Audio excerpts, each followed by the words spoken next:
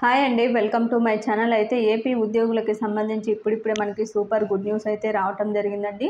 ఆ పూర్తి వివరాలన్నీ కూడా వీడియోలో అయితే తెలుసుకుందాం. మీరైతే వీడియోని ఎక్కడా కూడా స్కిప్ చేయకుండా ఎండ్ వరకు అయితే చూసేయండి. వీడియో నచ్చినట్లయితే తప్పకుండా లైక్ చేయండి, షేర్ చేయండి. ఇక ఉద్యోగ సంఘాలు ప్రభుత్వాన్ని అడిగిన వెంటనే తడవుగా ప్రభుత్వం చంద్రబాబు గారు అయితే సూపర్ గుడ్ న్యూస్ అయితే చెప్పేశారండి. ముఖ్యంగా ఉపాధ్యాయుల సంఘాల విజ్ఞప్తి మేరకే ప్రభుత్వం యొక్క నిర్ణయం అయితే తీసుకోవడం జరిగింది.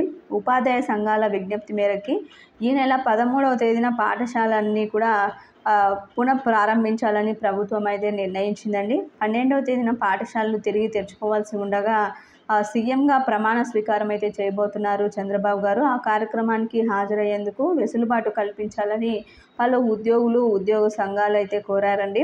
దీంతో తేదీని పొడిగిస్తూ పాఠశాల విద్యాశాఖ ఉత్తర్వులు అయితే ఆదివారం అయితే జారీ చేయడం జరిగింది. మొత్తానికి పాఠశాలలు మళ్ళీ రీఓపెన్ 13వ తేదీ అయితే జరగనున్నాయి. ఇది ఒక గుడ్ న్యూస్గా అయితే చెప్పుకోవచ్చండి. వారు అంటే అడిగిన వెంటనే తడవుగా అయితే ఈ సెలవును ప్రకటించడం అనేది ఎంతో గుడ్ న్యూస్గా అయితే మనం అనుకోవాలి. ఇది ఇప్పటివరకు ఉన్నటువంటి లేటెస్ట్ అప్డేట్.